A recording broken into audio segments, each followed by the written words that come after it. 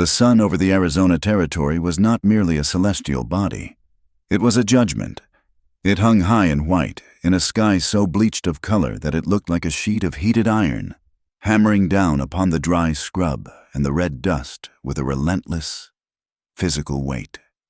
Abigail Whitlow felt it pressing against the back of her neck as she turned the handle of the windlass, the rusted metal groaning in protest. The bucket rose from the dark throat of the well, heavy and sloshing with water that smelled faintly of copper and deep earth. She was 19 years old. In the eyes of the dusty settlement of Copper Creek, she was a woman grown. Yet she remained suspended in a state of preserved innocence that felt increasingly fragile, like a porcelain cup rattled by the vibrations of a passing freight train. Her hands, though calloused from the washboard and the garden hoe, were steady as she poured the water into the wooden pail. She paused, brushing a stray lock of hair from her forehead with the back of her wrist, and looked toward the southern horizon. A sound cracked the silence. It was faint, a dry pop like a branch snapping under a heavy boot. But it did not belong to the trees. It was a gunshot. Then came another, and a third, rolling off the distant canyon walls like thunder trapped in a bottle. Abigail stood frozen, the water dripping from the ladle onto her boots. It was 1874. Gunfire was not uncommon, but the cadence of this was wrong. It was not the rhythmic bark of a hunter bringing down a deer, nor the celebratory fire of cowboys riding into town on a Saturday night. This was jagged, angry fire. It was the sound of men killing men. She gripped the handle of the pail, her knuckles white. The talk in town for the last 3 weeks had been nothing but poison. The miners spoke of Apache raids on the supply wagons. The soldiers at the garrison spoke of broken treaties. And the men in suits, the ones who came from the east with maps and measuring chains, spoke of the railroad line that had to go through, no matter whose bones lay in the soil. "Abby." The voice came from the porch of the small, weathered house that served as both parsonage and home. Her father, Reverend Samuel Whitlow, stood in the doorway. He was a tall man, thinned by fasting and worry, his black coat hanging off his shoulders like a shroud. He held a Bible in one hand, his finger marking a verse as if it were a weapon he was ready to draw. "Get inside, girl," he called out, his voice cracking with a fear he tried to mask as authority. "Do not stand in the open when the devil is knocking." Abby hurried toward the house, the water sloshing over the rim of the pail and darkening the hem of her calico dress. "Is it them, Father? Is it the raiders?" Samuel ushered her inside and bolted the heavy oak door. The interior was dim and stifling, smelling of old paper and beeswax. "It is the sound of failure. Abigail, the failure of words." He paced the small main room, agitated. Samuel was a man who believed that Scripture could turn aside arrows, and that reason could cool the blood of soldiers. He had spent 5 years trying to stand between the fort and the tribes, preaching a gospel of coexistence that fewer and fewer people wanted to hear. "I must go to town," Samuel said suddenly, grabbing his hat. "If there has been a skirmish, the council will be calling for blood. Sheriff Miller will not be able to hold back the mob without a voice of reason." "Father, no," Abby said, reaching for his arm. "You heard the shots. It is dangerous." "It is always dangerous to do right," he said, though his eyes darted nervously to the window. "Stay here. Keep the door barred until I return." He left her there in the shadows of the parsonage, a young woman who knew the geography of the Holy Land better than the geography of the territory she lived in. She knew the names of the apostles, but she knew almost nothing of the men who rode the ridges with painted faces, nor of the soldiers who drank whiskey in the saloons and looked at her with eyes that made her pull her shawl tighter. She was a virgin in the truest sense of the time, untouched, unlearned in the harsh commerce of the frontier, and terrified of the world that lay beyond the garden fence. But curiosity was a sin she confessed too often in her prayers. An hour after her father left, when the gunfire had ceased and an eerie silence returned to the valley, Abby unbarred the door. She had to know. She needed to buy flour, she told herself. It was a lie, but a necessary one. She saddled the old mare, strictly staying to the beaten path that led to the cluster of buildings that dared to call itself a town. Copper Creek was in an uproar. Men were gathering outside the sheriff's office, their voices raised in a cacophony of anger. Abby tied her horse behind the general store. Keeping out of sight, she moved through the alleyways, the dust coating her tongue. She saw the bodies laid out on the boardwalk in front of the undertaker's parlor. 2 men, prospectors, by the look of their worn boots and pickaxes. An arrow was still protruding from the shoulder of one, its feathers matted with dried blood. "Savages," a man shouted. "They slaughtered them over a mile from the reservation line." Abby pressed herself against the rough wood of the livery stable, her heart hammering against her ribs. She saw her father standing on the steps of the sheriff's office, his hands raised, pleading. "We must not act in haste," Samuel shouted over the crowd. "Retaliation will only bring war to our doorsteps. We must seek the lieutenant at the fort. We must talk to the chiefs." "Talk." The sneer came from a man standing near the water trough. It was Silas Thorne, the representative for the mining consortium. He was a heavy man in a suit that cost more than the church had earned in 10 years. "Talk does not protect my investments, preacher, and it does not bring these men back to life. Peace is a fine sentiment for Sunday morning, but it does not turn a profit on a Tuesday." Standing next to Thorne was a man Abby recognized with a shiver of dread. Captain Harlan Voss. He was the commanding officer of the local garrison, a man of impeccable uniform and polished boots. He stood with his hands clasped behind his back, his posture rigid. He was handsome in a severe, sharp-edged way, but his eyes were like chips of blue flint cold, unyielding and utterly devoid of warmth. "The Reverend is right about one thing," Voss said, his voice smooth and carrying easily over the noise. "We cannot have a disorganized war. It must be managed." "Managed," Thorne spat. "I want them gone. Captain, the railroad surveyors are refusing to work past the canyon. That land is full of silver, and I cannot get a shovel in the ground while those Apaches are breathing down our necks." Abby crept closer, moving to the side of the building where the window of the sheriff's office stood open to catch the faint breeze. She knew she should leave, but the tone of Voss's voice held her there. It was the tone of a serpent coiling. The men moved inside the office. Thorne, Voss, the sheriff, and her father. Abby crouched beneath the window, hidden by a stack of hay bales. "It is a tragedy," Voss was saying inside, "but perhaps an opportunity." "Opportunity," that was her father's voice, trembling. "Captain, 2 men are dead, and 200 will follow if we do not secure the territory," Voss replied. "Reverend, the War Department is tired of these skirmishes. They want a solution. I have received orders to secure the canyon for the railroad, but I cannot attack without provocation, or the newspapers in the East will cry foul. They love their noble savage stories." "So you want to provoke them?" Samuel asked, horror in his tone. "No," Voss said. "I want to lull them. I have a plan. We offer them a new treaty, a comprehensive one. We promise them the rights to the northern hunting grounds, safe passage, and food rations that actually arrive. In exchange, they allow the surveyors into the canyon." "They will never believe it," Thorne grumbled. "They know we want the silver." "They will believe it if we offer a token of supreme good faith," Voss said softly. "A marriage." Abby held her breath. The dust in the air suddenly felt like crushed glass in her throat. "A marriage?" Samuel asked. "Between whom? A union between our people and theirs." Voss continued. "It has been done before. It creates a blood tie, a hostage situation disguised as a sacrament. If we give them a bride, a white woman of good standing, they will believe we are serious about peace. They will honor the marriage bed. They will lower their guard. They will bring their families down from the high ridges to the signing ceremony." "And then?" Thorne asked, his voice greedy. "And then?"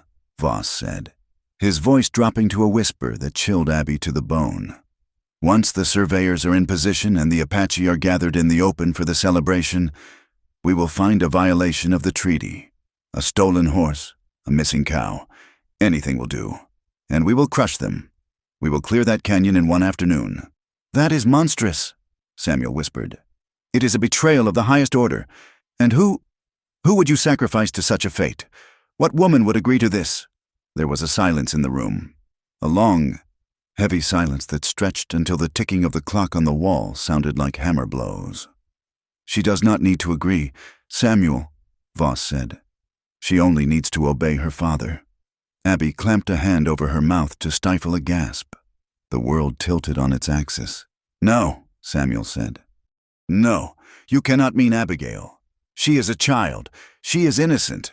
"She is the daughter of the peacemaker," Voss said, his voice hard now, stripping away the veneer of politeness. "Who else? A whore from the saloon. The Apache are proud. They would see the insult. It must be a woman of virtue, a woman of status. Your daughter is the only currency they will accept for this. Peace." "I will not do it," Samuel said. "Then you will hang." Thorne cut in. "Look outside. Preacher, the town is ready to burn your house down. They say you coddled the savages, and because of you, those prospectors are dead. If you do not give them this victory, this treaty, I will let the mob have you, and they will not be gentle." "Think of it, Samuel," Voss added, his voice oily again. "You will be saving lives. You sacrifice one girl to save the town. Is that not the nature of your faith sacrifice?" Abby did not hear her father's answer. She pulled away from the window, her legs trembling so violently she nearly fell. She stumbled back toward her horse, her vision blurred not by tears, but by a sudden, terrifying clarity. She had always believed that peace was something prayed for, something sent from heaven like rain. Now she realized that to men like Voss and Thorne, peace was just a pause to reload. And to her father, peace was a desperate bargain. She rode back to the homestead in a daze. She did not cry. The shock was too deep for tears. She entered the house and looked at her reflection in the small, cracked mirror by the basin. The face looking back at her was pale, the eyes wide and dark. She looked at the blue calico dress she wore, the one she had sewn herself, taking pride in every stitch. She had dreamed of wearing a fine dress one day for a man who would court her with flowers and awkward conversation on the porch swing. Now, she saw herself not as a person, but as a coin, a piece of gold to be slid across a table to buy a month of silence for a mining company. Her father returned 2 hours later. He looked 10 years older. He did not look her in the eye. He sat at the table, his head in his hands. "Abby," he whispered. "I know," she said. Her voice was steady, surprising even her. "I heard them." Samuel looked up, his face streaked with tears. "They will kill me, Abby. They will burn the church." "So you sold me," she said. It was not an accusation, simply a statement of fact. No, I bought time." Samuel stood up, reaching for her, but she took a step back. "It is a marriage, Abby, a treaty marriage. You will be safe. They have laws about wives, and Captain Voss says that once the tension breaks, we can annul it. We can get you back." "Voss is a liar. Father," Abby said. "And you know it?" "I had no choice," Samuel sobbed. "We always have a choice," Abby said quietly. "You just made yours." She turned away from him and went to her small room. She did not pack a trunk. She did not have enough belongings to fill one. She took her mother's Bible, the leather cover worn smooth. She took a small sewing kit. She took a pouch of dried herbs she used for teas. And she took the heavy wool shawl, for she knew the nights in the Apache camps would be cold. She sat on the edge of her bed and waited. She felt a strange sensation in her chest. It was not courage, exactly. It was the cold resolve of someone who realizes they are standing on a trap door. She looked at the window. The sun was setting, turning the sky the color of a bruise. Peace is written on the bodies of women, she thought. That is the scripture they never taught me. 2 days passed in a blur of agonizing waiting. Then, on the morning of the 3rd day, the sound of hooves thundered into the yard. Abby walked out onto the porch. The dust cloud was massive, choking the air. Out of the haze emerged a column of riders. At the front was Captain Voss, sitting high on his bay gelding, his uniform immaculate. Beside him rode Sheriff Miller and Mr. Thorne. But behind them, separated by a gap of 10 feet that felt like 10 miles, rode the Apache. There were 6 of them. They did not look like the drawings in the Penny Dreadful novels. They looked lean, hard, and utterly practical. They wore buckskins that were stained with grease and earth. Their hair was long, held back by headbands of red cloth. They carried rifles that looked well used across their laps. They did not look at the soldiers. They looked at the house. Voss dismounted and walked to the porch, removing his hat with a flourish that made Abby want to spit. "Miss Whitlow," he said, "it is a fine day for a wedding." Abby did not look at him. She looked past him, to the group of Apache warriors. She tried to guess which one was the intended groom, but they all looked impassive, their faces like carved mahogany.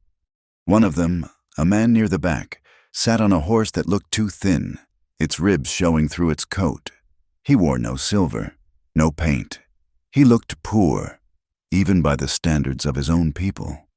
He was staring at the ground, his expression unreadable. Samuel came out of the house, carrying a small bundle of Abby's things. He tried to hand it to her, his hands shaking. "God go with you, child," he whispered. Abby took the bundle. She looked at the father who had raised her on sermons of love and then traded her for his own safety. She felt a severing in her heart, sharp and clean as a knife cut. "Goodbye, Father," she said. She did not say, "I love you." She could not. She stepped off the porch and into the dirt. Voss gestured to a soldier, who brought forward a horse for her. It was a mare with a side saddle, a concession to her civilized nature that felt like a mockery. "The papers are signed," Voss announced to the group, holding up a document. "The treaty stands. The girl goes with Nalan of the Chiricahua. The attacks on the wagons stopped today." One of the older Apache men said something in his own tongue, a guttural, flowing sound. He pointed to the young man on the thin horse, the one Abby had noticed. The young man, Nalan, looked up then. His eyes met Abby's. They were dark, intense, and filled with a simmering anger that terrified her. He did not look like a man who wanted a wife. He looked like a man who had been forced to take a burden he did not want, a man who had been shamed by his own poverty into accepting a white woman as a bargaining chip. He spat on the ground, then nodded once. "Mount up," Voss ordered. Abby pulled herself into the saddle. She adjusted her skirts, her fingers trembling. She felt the eyes of the town on her, the soldiers, the miners, the neighbors who had come to watch the spectacle. They did not see a tragedy. They saw a transaction. They saw their own safety purchased with her life. She looked at the horizon, where the mountains rose like jagged teeth against the sky. That was where she was going. Into the silence, into the unknown. "Today you go," she whispered to herself, repeating the words that had been ringing in her head since dawn. The column turned. Nalan kicked his gaunt horse into motion, and the Apache riders fell in around her. They did not speak to her. They simply absorbed her into their formation, a prisoner in a blue dress, as they rode past the property line. Abby did not look back at the house, or the well, or the father weeping on the porch. She looked ahead at the back of the man who was now her husband, a poor warrior with a hate-filled heart.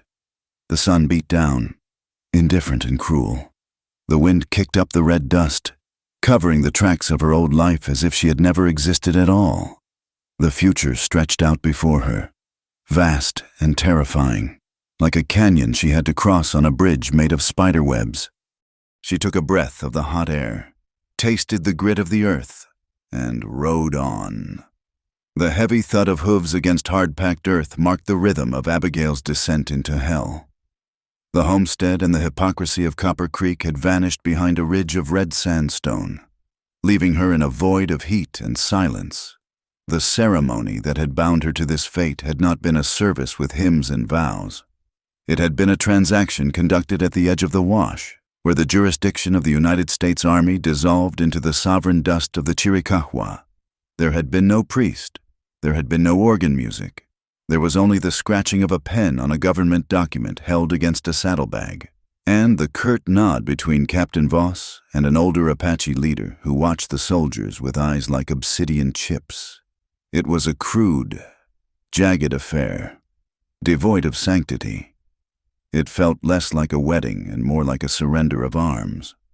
When the soldiers finally turned their mounts to ride back toward the safety of the fort, leaving Abigail alone with the 6 warriors, the silence that followed was absolute. It was a physical weight, pressing against her eardrums. The older Apache man, whose face was a map of deep wrinkles and old scars, gestured toward the warrior who had been riding at the rear. The young man guided his horse forward. This was Nalin. For the first time, Abigail looked at him not as a terrifying abstraction, but as a man. The rumors in town painted the Apache as demons adorned in silver and blood. But Nalin was nothing like the penny dreadful illustrations. He was startlingly, painfully poor. He wore no silver armbands, no turquoise necklaces that the wealthier warriors displayed to show their prowess in raids. His shirt was a faded calico, patched at the shoulder with a rough stitching. His leggings were worn thin at the knees. But it was his horse that told the truest story.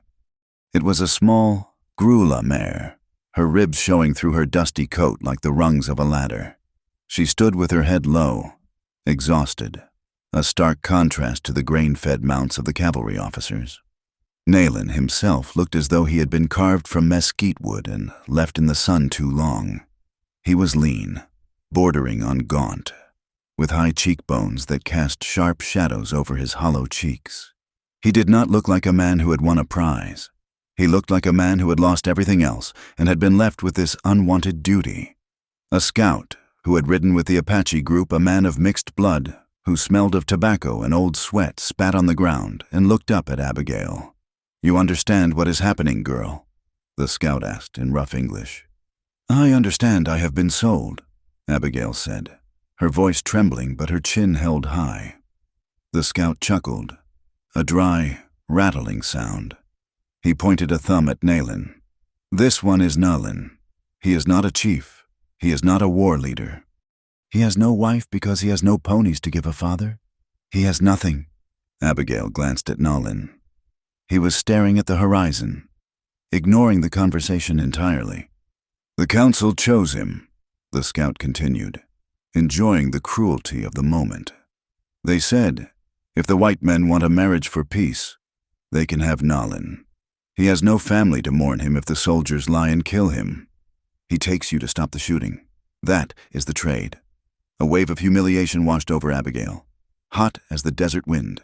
She was not a peace offering to a great chief. She was a burden offloaded onto the poorest man in the band, a man who was expendable. Nalin turned his head then. His eyes locked onto hers. They were dark, impenetrable, and burned with a quiet, simmering intelligence.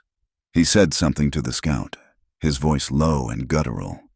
"He says the sun is high," the scout translated. "He says you must ride." Abby felt a surge of defiance rise in her chest. It was the only thing keeping her from sliding off the horse and weeping into the dirt. She looked straight at Nalin, disregarding the scout. "Tell him," Abigail said, her voice cutting through the heat, "that I go because I must, not because I want. Tell him I am not a gift. I am a payment." The scout raised an eyebrow, but translated the words. Nalin listened, his expression unchanging. He looked at Abigail for a long moment, assessing her not as a woman, but as a creature that might bite. Then he gave a nearly imperceptible nod. It was an acknowledgement. She had drawn a line in the sand, and he had seen it. Nalin kicked his leg over the neck of his mare and slid to the ground. He walked toward Abigail. She flinched, gripping the pommel of her saddle, her knuckles turning white. She expected him to grab the reins, to tie her hands, to assert his dominance as her captor husband. Instead, he stopped 5 feet away. He gestured to her stirrup, then to the ground. He was waiting for her to dismount and adjust her own girth, or perhaps he was simply giving her space. He did not touch her. He did not grab the bridle. He stood with his arms loose at his sides, his body angled slightly away from her, offering her a strange, silent autonomy. Abby realized he was waiting to see if she could handle her own mount. It was a test. She took a breath that tasted of sage and fear. She unhooked her leg from the side saddle's horn and slid down. Her knees buckled as her boots hit the uneven ground, the stress of the morning catching up to her. In a flash, Nalen's hand shot out. He did not grab her arm. He simply held his open palm inches from her elbow, a steadying presence, ready to catch her if she fell, but refusing to make contact unless necessary. Abby steadied herself. She looked at his hand, brown, calloused, scarred, hovering near her sleeve. She straightened her spine and nodded. Nalen withdrew his hand instantly, as if her dress were made of fire. He turned his back to her, checked the cinch of his own saddle, and then mounted in one fluid motion. He looked down at her, waiting. Abby climbed back onto her horse. She would not be the weak link. She would not give them the satisfaction. "Let us go," she whispered to the empty air. The journey into the stronghold was a revelation of devastation. For years, Abigail had sat in the pews of her father's church and listened to the townspeople speak of the Apache raids. She had heard of burning wagons, stolen cattle, and the savagery of the tribes. She had built a picture in her mind of a civilized land under siege by wild animals. But as they rode deeper into the canyonlands, where the red rock rose like the walls of a cathedral, the narrative began to fracture. They passed the entrance to a narrow box canyon. The smell hit her first, a sickly, sweet stench of decay that the dry air could not fully mask. Nalen did not stop, but his shoulders tensed. Abby looked to her left. Scattered across the canyon floor were the blackened skeletons of wickiups. The brush shelters burned down to ash. Among the charred remains lay the carcasses of horses, shot and left to rot. And there were mounds of earth, fresh and hastily dug, marked only by piles of stones. "What is this?" she asked, though there was no one to answer her but the wind. It was not a settler's homestead. It was an Apache winter camp. She saw a child's doll made of buckskin lying half buried in the sand, its beaded face scorched. She saw broken pottery. She saw the absolute, methodical destruction of a home. The town had never spoken of this. Captain Voss had never mentioned the raids the soldiers made on sleeping villages, killing the livestock to starve the people into submission. Abby looked at Nalen's back. He rode with his head high, refusing to look at the ruins of his people's lives. She realized then why his horse was so thin, why he wore no silver. It was not just poverty, it was survival. They were a people being hunted to extinction. The realization settled in her stomach like a cold stone. She was not entering a den of monsters. She was entering a refugee camp. The sun began to dip below the rim of the canyon, painting the sky in violent shades of violet and blood orange. The temperature plummeted with the speed of a falling rock. The heat of the day evaporated, replaced by a biting chill that seeped through Abigail's thin calico dress. They made camp in a sheltered alcove near a trickle of water that wept from the rock face. The other warriors spread out, vanishing into the shadows to stand guard, leaving Abigail and Nalen alone by the small fire Nalen built. This was the moment she had dreaded since the papers were signed. The wedding night. Abby sat on a flat rock, her arms wrapped around herself, clutching her mother's Bible so tightly the leather was warm against her palms. She watched Nalen unsaddle the horses.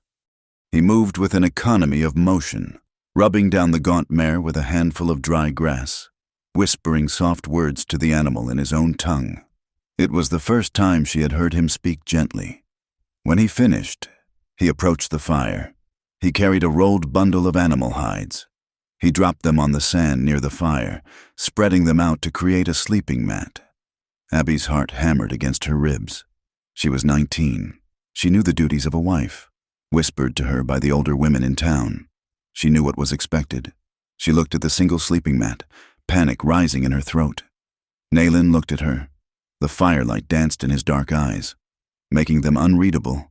He looked at the mat, then at her, and then he seemed to understand the terror radiating from her.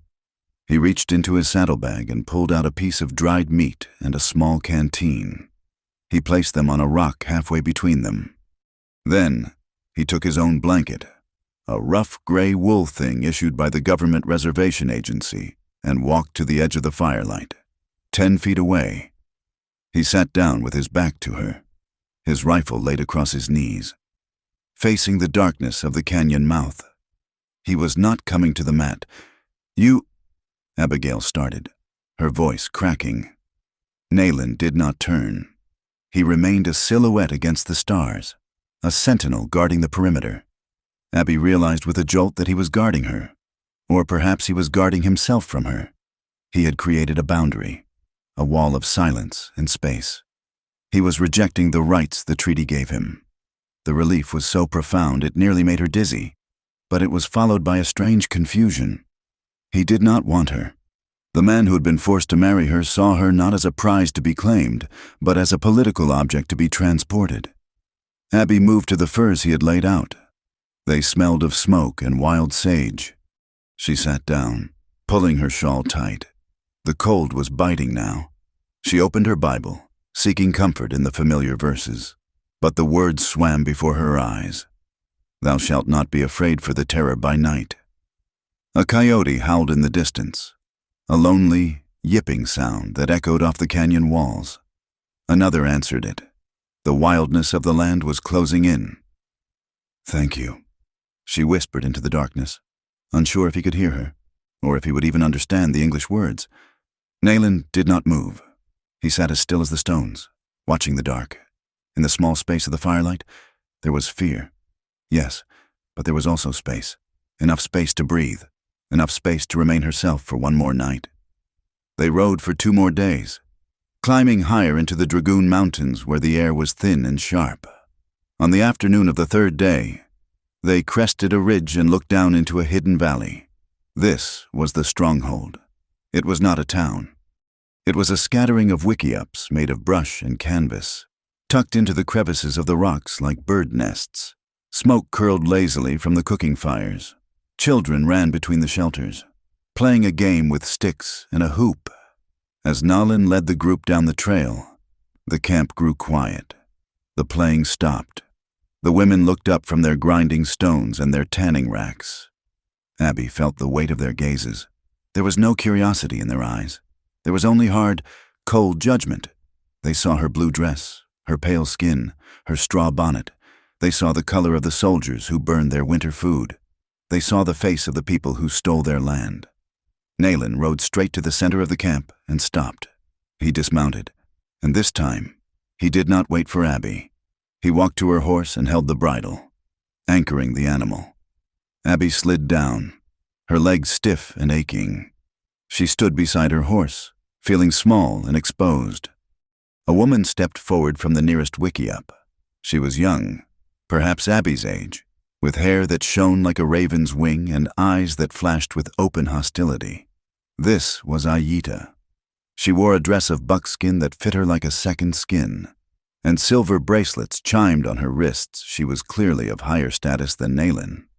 Ayita looked Abby up and down, her lip curling in a sneer. She said something to the other women, her voice loud and sharp. The women laughed, not a joyful sound, but a cutting one. Abby did not need a translator to understand the tone. She is weak. She is ugly. She is the enemy. Nayland stepped between Abby and Ayita. He did not speak, but he stood there, a physical barrier. He was not protecting Abby out of affection. She knew that. He was protecting his own honor. He had brought this thing into the camp, and he was responsible for it. Ayita glared at Nayland, then spat at the ground near Abby's boots, before turning on her heel and stalking away. "Welcome home," Abby thought bitterly. Nayland took the reins of Abby's horse and led it toward a small, solitary wickiup at the edge of the camp, far from the central fire. It was isolated, just like him. Abby followed him, clutching her Bible against her chest like a shield. She walked past the rows of hostile faces, past the children who hid behind their mothers' skirts, and stepped into the shadow of the brush shelter. She was the enemy in the house, the white woman in the heart of the Apache nation, and she had never felt more alone in her life. The first week in the stronghold was not a descent into violence, as Abigail had feared, but a descent into invisibility. She had expected to be a prisoner, shackled and guarded. But instead, she found herself to be a ghost. The Apache people did not look at her. They looked through her. It was a calculated erasure, a collective decision to deny her existence even as she walked among them. The isolation was absolute. Naylin would leave the wickiup before the sun bled over the canyon rim, joining the other men for hunting or scouting patrols, leaving Abigail alone in a world she did not understand. She was left to the mercy of the camp's women, and they had none to give. They did not speak to her, but they left tasks for her. If she stepped out of the brush shelter, she would find a heavy basket made of woven willow dropped at her feet. If she ignored it, a stone would be thrown not to hit her, but to land with a sharp crack near her boot, a reminder. She would pick up the basket and follow the line of women down the steep, treacherous trail to the creek. The work was grueling. The water vessels were made of pitch-covered basketry or clay, and when full, they weighed enough to make her shoulders scream. Abigail's hands, once accustomed to the needle and the hymnal, blistered and bled. The red dust of the canyon worked its way into the cracks of her skin, stinging like salt. And always, there was Aita. Aita was beautiful in a way that felt dangerous, like a hawk in flight. She was the daughter of a respected warrior, and she made it her personal mission to ensure the white woman knew her place.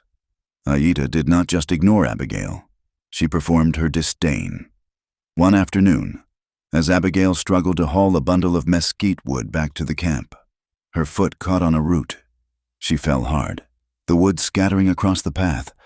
Laughter erupted from the shade of a nearby mesquite tree. Aita stood there with two other young women, pointing and mimicking Abigail's fall, exaggerating her clumsiness. Abigail scrambled to gather the wood, her face burning with a heat that had nothing to do with the sun. She wanted to scream at them, to tell them she was the daughter of a reverend, that she could read Latin and play the piano. But here, those things meant nothing. Here, value was measured in how much wood you could carry and how quietly you could walk. She was worthless currency. The stress of the constant hostility, combined with the abrupt change in diet, finally broke her constitution.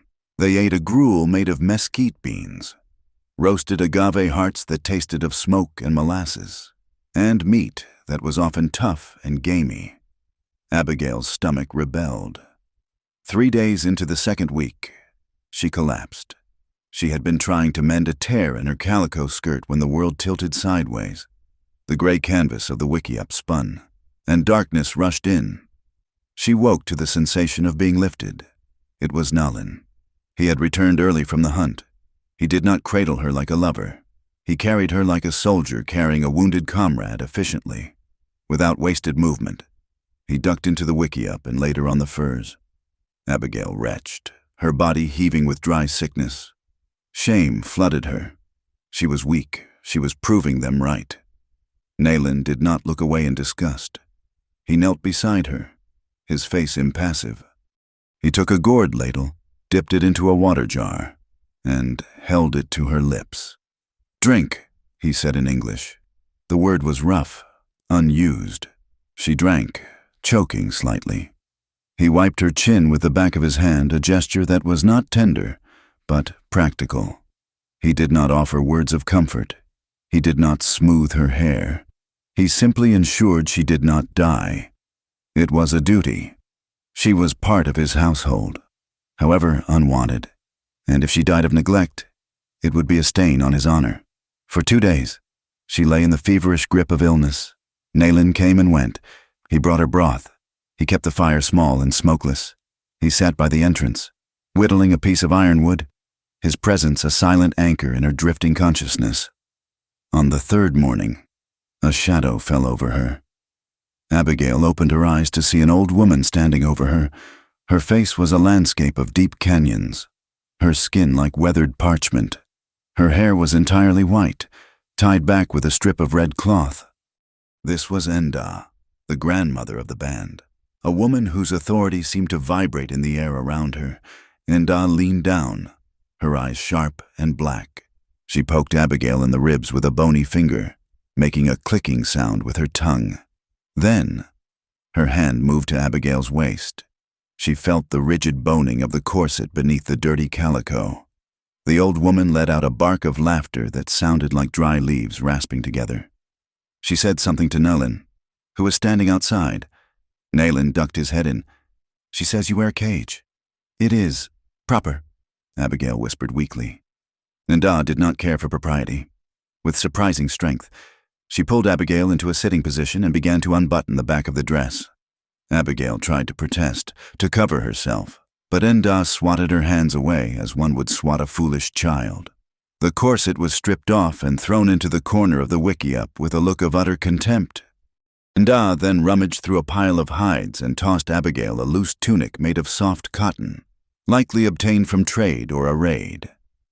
"Breathe," Nalin translated, though the old woman's pantomime of taking a deep breath was clear enough. Nda grabbed Abigail's chin, forcing her to look up. The old woman's expression softened.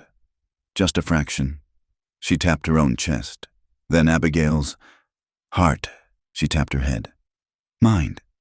She pointed to the corset in the corner and made a cutting motion across her throat. "That life is dead," she was saying. "If you wear the cage here, you die too." It was the first lesson. As Abigail's strength returned, the dynamic shifted. She could no longer afford to be the silent victim. Nda began to visit daily. She did not speak English, but she taught with her hands. She showed Abigail how to grind the mesquite beans without crushing her fingers. She showed her which insects were dangerous and which roots could stop bleeding. And Nalin began to teach her words. It happened while he was repairing a bridle outside their shelter. Abigail was scraping a hide, a task Nda had assigned her. The smell of the raw skin was revolting. But Abigail clamped her jaw and worked the scraping stone. Nalin watched her for a moment. He pointed to the water jar. "Two." Abby looked up. "Two, two," he repeated. Then he pointed to the fire. Ko, she echoed. He did not smile. He was arming her. "Two, ko, zil," he pointed to the mountain. "Chill," he pointed to the brush. "Why?" she asked him during a pause. "You have ears," Nalin said, not looking at her. "If you do not know the words, you are deaf. A deaf woman is easy to kill." He taught her more. He taught her the words for run, hide, and silence. He taught her the Spanish words for horse and knife, the lingua franca of the borderlands. It was not the language of love. It was the vocabulary of survival. But knowledge did not bring safety. As Abigail became more competent, Aida's hostility deepened. The novelty of the white doll was wearing off, replaced by irritation that the doll was learning to walk. The explosion happened at the community, well, a natural spring that trickled into a rock basin at the base of the cliff. Water was life. In the drought of high summer, every drop was measured. Abby had waited her turn in line. She had filled her clay jar carefully, knowing how heavy it would be. As she lifted it to her hip, turning to leave, Aida stepped into her path. It was not an accident. Aida bumped Abigail's shoulder hard.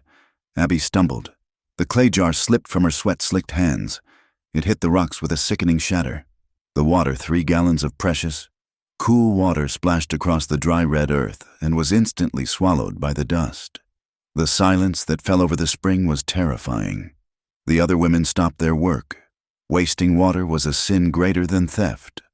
Aida looked at the wet stain on the ground, then back at Abigail, a smirk playing on her lips. She said something loudly in Apache, gesturing to Abigail's clumsiness. Something inside Abigail snapped. It was the sound of the parson's daughter dying and something else being born. She looked at the shattered shards of the jar. She looked at her bleeding hands. She looked at Aida's smug, beautiful face. "No," Abigail said. Her voice was shaking, but it was loud. She stepped forward, invading Aida's space. She pointed a finger at the other woman's chest. "You," Abigail said in English, then switched to the words Nalin had drilled into her. "Indy, you," she pointed to the wet ground. "Indy to you, water, it was broken, child like Apache." But the meaning was clear. "You did this." The women gasped. The white captive had spoken. Aida's smile vanished. Her eyes narrowed into slits. She shoved Abigail backward. "Inda," she hissed. "White enemy." Abby did not retreat. She shoved back. It was an ungraceful, desperate shove, but it caught Aida off guard. Aida stumbled, her moccasin catching on a rock, and she fell onto her backside in the dust. For a heartbeat, there was shock. Then, Aida screamed in rage. She launched herself at Abigail like a mountain lion. They went down in a tangle of limbs and fabric. It was not a dignified struggle. It was scratching, hair-pulling, rolling in the dirt. Abigail felt Aida's nails rake across her cheek. She felt the fabric of her calico dress tear at the shoulder with a loud rip. She tasted blood where her lips split against her teeth.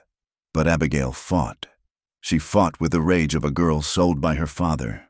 She fought with the anger of a woman treated like a dog. She grabbed a handful of Aida's hair and yanked. She kicked out blindly. Enough. The voice was a thunderclap. Strong hands grabbed the back of Abigail's dress and hauled her up as if she weighed nothing.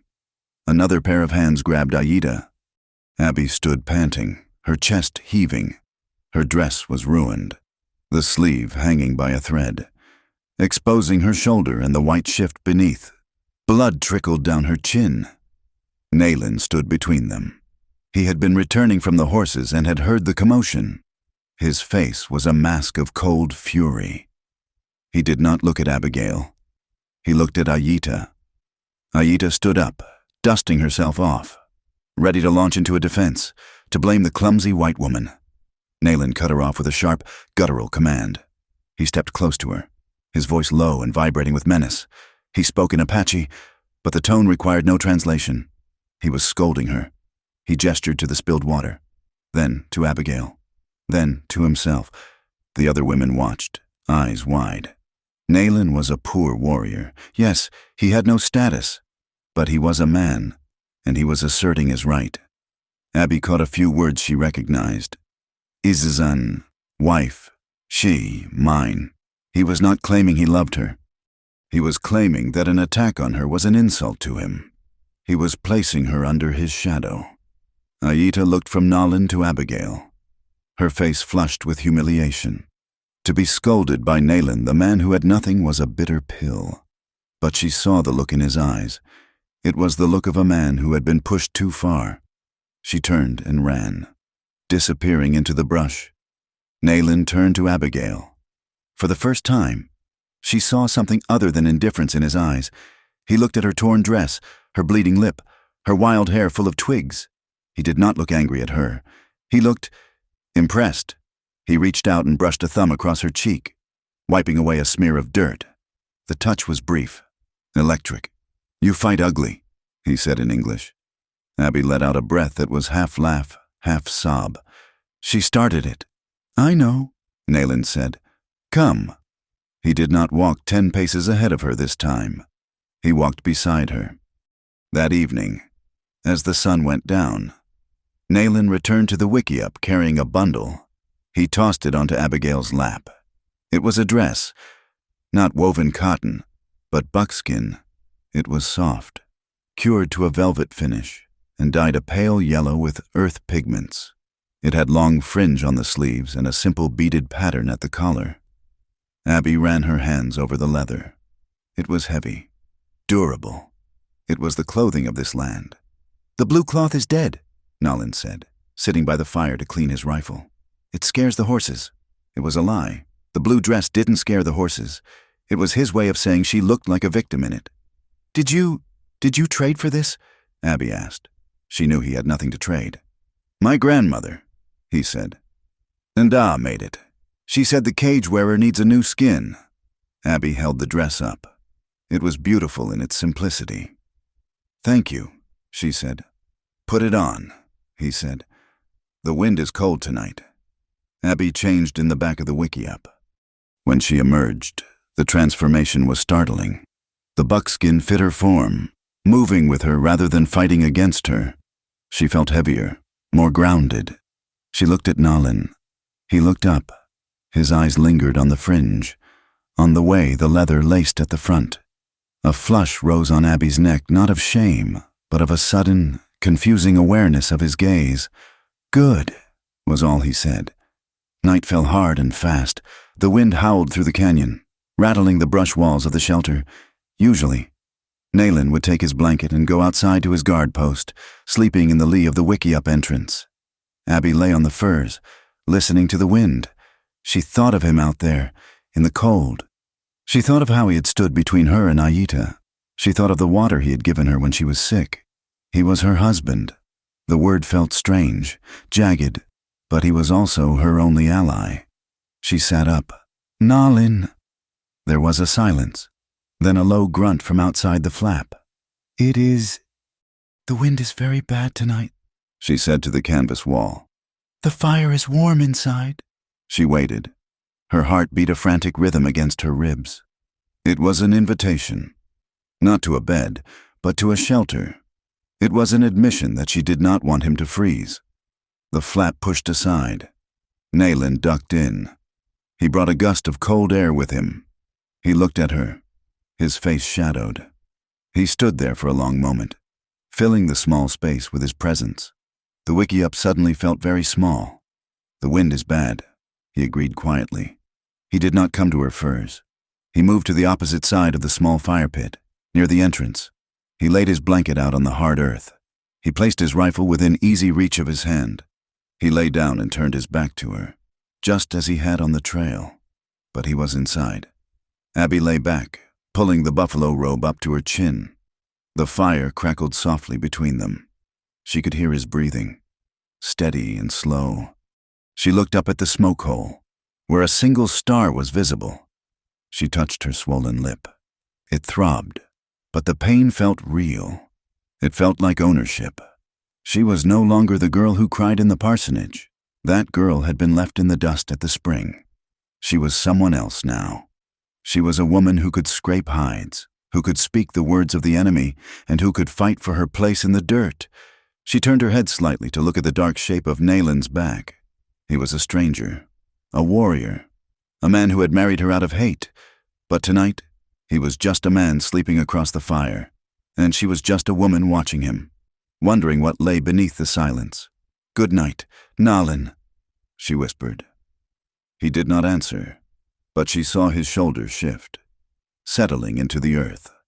The distance between them was still there, measured in feet and history, but the wall had a crack in it, and through the crack, the light was getting in. The decision to take Abigail on the hunt was met with a silence colder than the wind sweeping down from the Dragoon Mountains. It was 2 weeks after the incident at the spring. The camp was low on meat. The winter rations promised by the treaty had never arrived.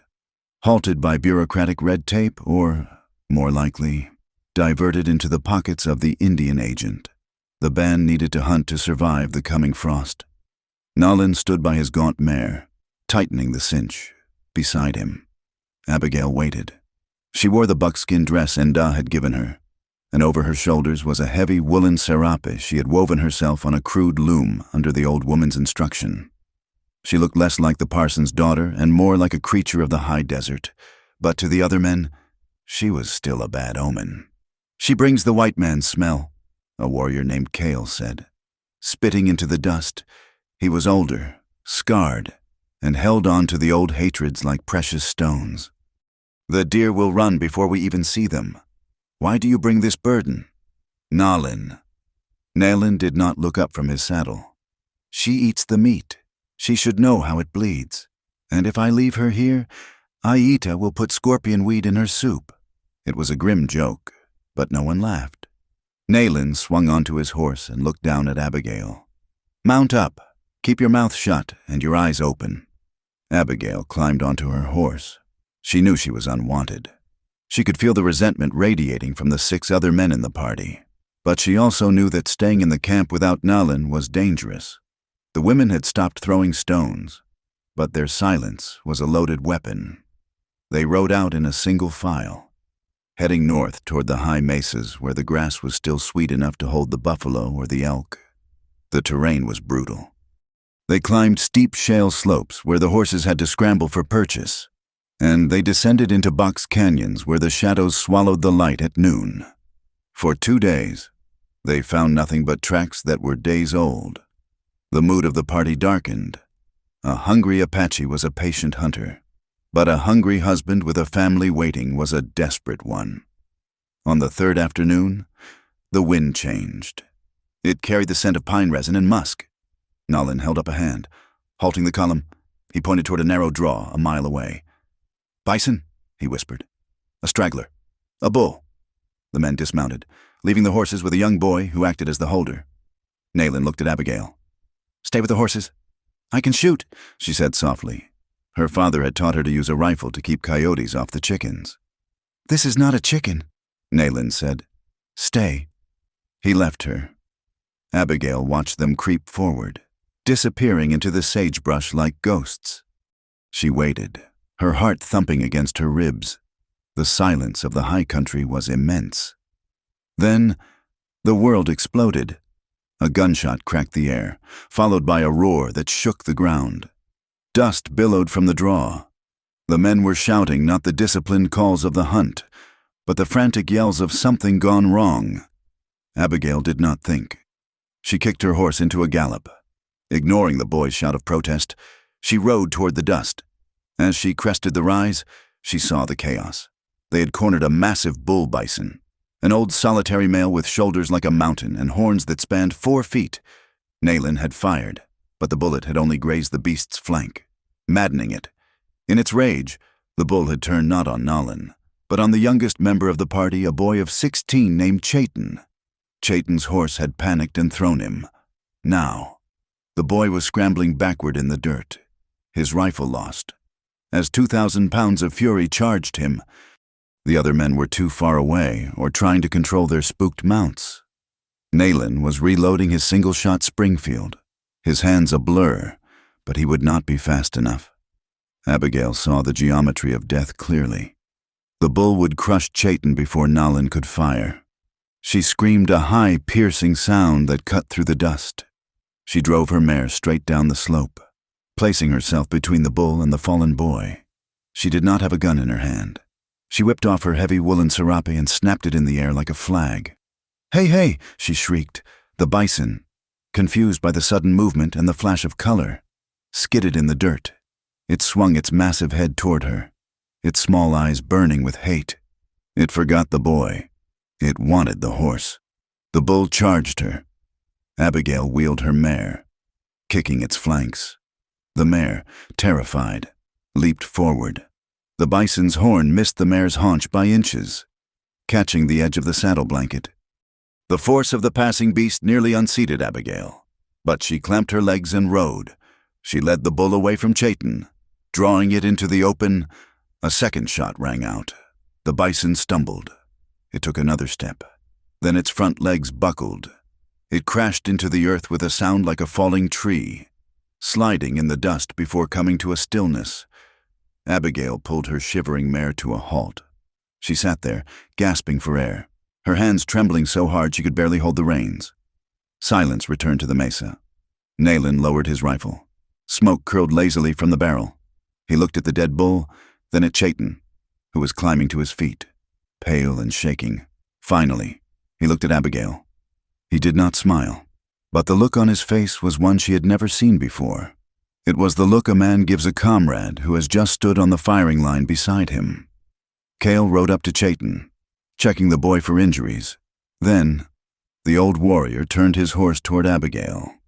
He stopped 5 feet away. He looked at the white woman who was supposed to be bad luck. "You ride well," Cale grunted. For a woman with no sense, it was the closest thing to a compliment she would ever get from him. They butchered the bull where it fell. By the time the meat was dressed and packed onto the horses, the sky had turned a bruised purple. The wind that had been cold all day suddenly developed teeth. "Storm," Nolan said, looking at the clouds boiling over the peaks. "We cannot make the pass tonight." They sought shelter in a shallow overhang at the base of a limestone cliff. It was not a cave, merely a scoop in the rock that offered protection from the wind, but little else. The temperature dropped with terrifying speed. Snow began to fall, not soft flakes, but hard pellets of ice that stung like buckshot. They built a fire, but the wind was relentless, sucking the heat away before it could reach them. The men huddled together in their buffalo robes. Abby had lost her serape in the confusion of the hunt. It lay somewhere out in the sagebrush, trampled by the bison. She had only her buckskin dress. She sat near the fire, wrapping her arms around her knees, her teeth chattering with a violence she could not control. The cold of the high desert was not passive. It was predatory. It seeped into her bones, numbing her fingers and toes. She felt her mind growing sluggish. A shadow fell over her. Nayland stood there. He was wearing a heavy buffalo robe, the fur thick and dark. He looked down at her shivering form. He did not ask permission. He did not hesitate. He sat down behind her and opened the robe like a great wing. "Come," he said. Abby froze. The teachings of her father, the whispers of the town spinsters, all screamed in her head. A man who is not your husband in the eyes of God, but he was her husband, by the law of the treaty and the law of the land. She hesitated, and Nayland made a sound of impatience. He reached out, grabbed her arm, and pulled her backward. He wrapped the robe around both of them, enclosing them in a cocoon of fur and darkness. The shock of his body heat was intense. He was a furnace against her frozen back. She could feel the hard planes of his chest, the slow, steady beat of his heart against her shoulder blades. The smell of him filled her senses: wood smoke, cured leather, and the musk of a man who had worked hard and bled. "Sleep," he commanded. "If you shake, you let the cold in."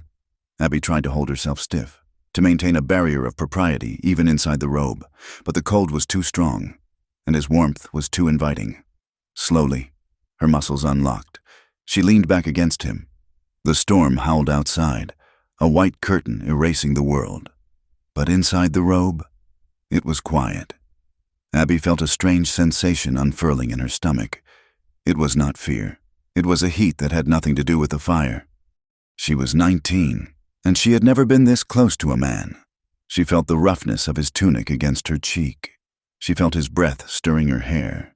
She shifted, turning slightly so she could see his face in the dim firelight. His eyes were open, watching the flames. "Why?" she whispered. "Why what?" His voice was a rumble in his chest that she felt against her own. "Why did you agree?" she asked. "To take me, to marry me. You hate us. I see it in your eyes every day." Nayland looked down at her. His face was inches from hers. In the darkness, the sharp angles of his features were softened. "Yes," he said. "I hated you. Then why—" He was silent for a long time. The wind shrieked against the stone. "I had a wife," he said. The words were simple, but they carried the weight of a tombstone. "Before, her name was Sake. 3 winters ago. The blue-coat soldiers came to our winter camp while the men were hunting. They burned the food. They took the women." Abby stopped breathing. "When I came back," Nayland continued, his voice devoid of emotion, which made it all the more terrifying. "She was dead, but before she died, they had used her, like a thing, like a resource." He looked at Abby, his eyes dark with the memory. "So when the captain offered a white woman," Nayland said, "I wanted it. I wanted to take one of their women. I wanted to make her walk in the dust. I wanted to make her carry the wood. I wanted her to feel what Psyche felt. Helplessness, fear. I wanted to look at a white woman and see a slave." Abby felt a chill that had nothing to do with the storm. She tried to pull away, but the robe held her. "Is that what I am?"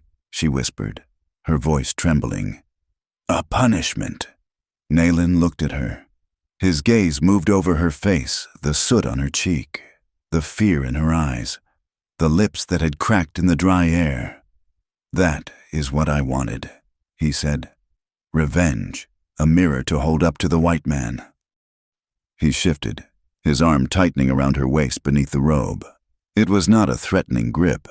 It was protective. "But desire is a trickster," he murmured.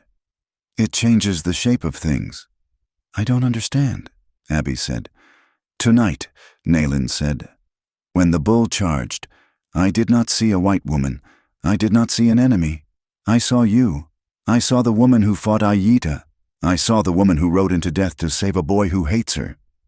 He leaned closer. His forehead touched hers. His skin was hot. "And now," he whispered, "holding you. I do not want you to suffer. I do not want you to be a slave.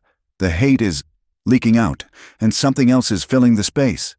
Abby's heart was hammering so hard she thought he must feel it. The confession was terrifying, yet it broke something open inside her. He was not a monster. He was a man wounded so deeply that he had tried to become the thing he hated, and failed. She looked at his mouth. It was a severe mouth, rarely given to smiling, but it was close. The desire she had been suppressing, the confusion of her own body reacting to his strength and his heat, surged up.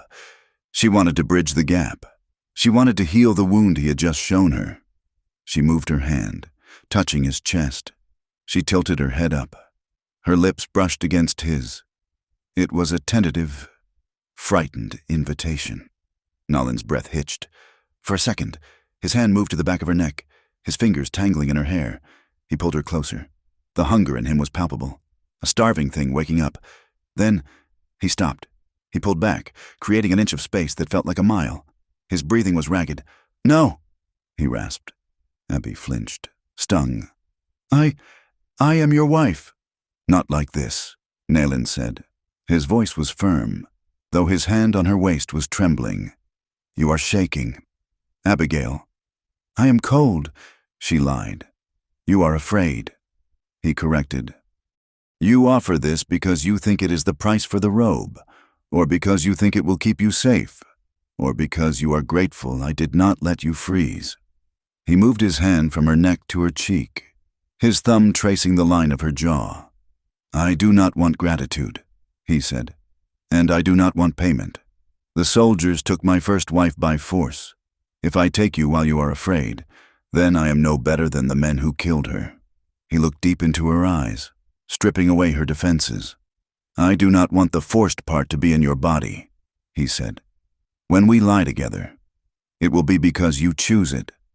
Not because of the cold, not because of the treaty, but because you want me as much as I want you." Abby stared at him. Tears pricked her eyes. In the civilized town of Copper Creek, no man had ever spoken of a woman's choice. A wife was property, a duty. Here, in a cave with a savage, she was being offered a dignity she had never known. "You want me?" she whispered. "I have wanted you since you stood up in the dust and told me you were not a gift," Nayland admitted. "But I will wait." He pulled her head down to his chest, tucking her under his chin. He wrapped the robe tighter, sealing them against the storm. "Sleep now," he said. "The fire is dying." Abby lay against him, listening to the wind die down. The rejection should have humiliated her, but instead, it made her feel cherished. He had seen her vulnerability and refused to exploit it. She closed her eyes. The fear was gone, replaced by a slow, burning certainty. He was right. She was not ready, but she knew, with the intuition of the heart, that the day would come when she would not be shaking. They slept, entangled, his legs bracing hers, his arm a heavy weight of protection across her ribs. The next morning broke clear and cold, the sky a piercing blue. The snow lay in drifts against the sagebrush. They dug out from the overhang, stiff and sore, but alive. The ride back to the stronghold was different. Nayland did not ride ahead. He rode beside her. They did not speak much, but the silence was companionable, not empty. When they rode into the camp, the meat laden on the pack horses, the people came out to watch. They saw the buffalo meat enough to feed the band for weeks. And they saw Chayton, the son of a respected family, alive and whole. Chayton slid from his horse and spoke to his father, loud enough for the gathering crowd to hear. He pointed to the dead bull's head strapped to a pack animal. He pointed to Abigail. He made a motion of riding between death and life. The murmur went through the crowd. It changed from a grumble to a hum of wonder. The white woman saved him. She rode against the bull. Aida stood by her wickiup, watching. She did not sneer. She looked at Abigail with a confused, sullen respect. Abby dismounted. Her legs were trembling from exhaustion. Nayland was there instantly, his hand on her elbow to steady her. He did not care who saw. "Go to the fire," he said. "I will handle the horses."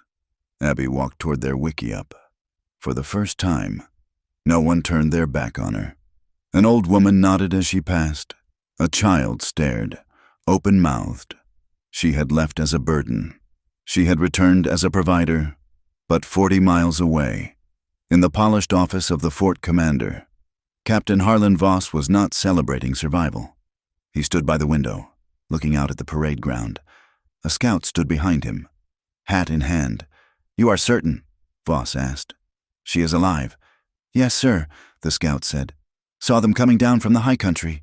They had meat, and the girl, she was riding with them." Like she belonged. Voss turned, his face tightening. This was not the plan.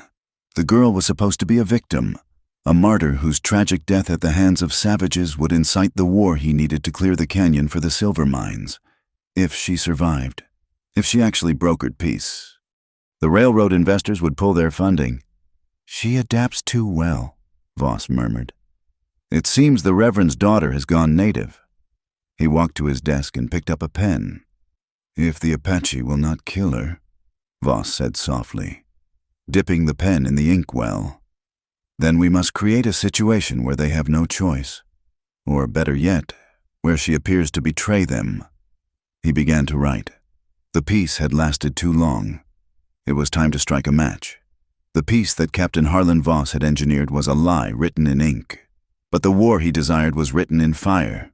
It was late October, 1875. The air in the Dragoon Mountains had turned brittle with the coming winter, carrying the scent of pine resin and dying sage. For Abigail, the morning began not with the sun, but with a nausea that rolled through her stomach like a slow tide. She sat up in the darkness of the wickiup, pressing a hand to her abdomen. She had missed her monthly bleeding twice now. The realization terrified her as much as it anchored her. She was carrying a life in a land that seemed bent on dealing death. Beside her, Nayland slept with the lightness of a wolf, his hand resting near the revolver he had traded 3 pelts for at the last gathering. The distance that had once defined their sleeping arrangement had evaporated. They lay under the same buffalo robe, their bodies fitting together like pieces of broken pottery mended with gold. The silence of the pre-dawn was shattered by a sound Abigail had not heard since leaving Copper Creek. A bugle.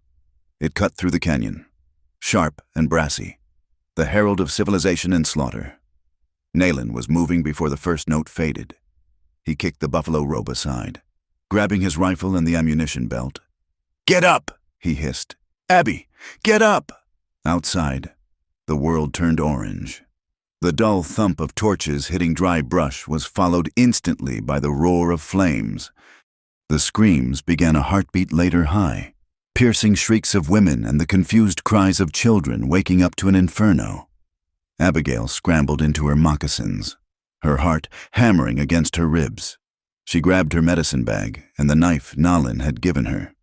Nayland shoved her toward the back of the wickiup, slicing the canvas wall with his knife to create an exit away from the main entrance. "The wash," he commanded, gripping her shoulder hard enough to bruise.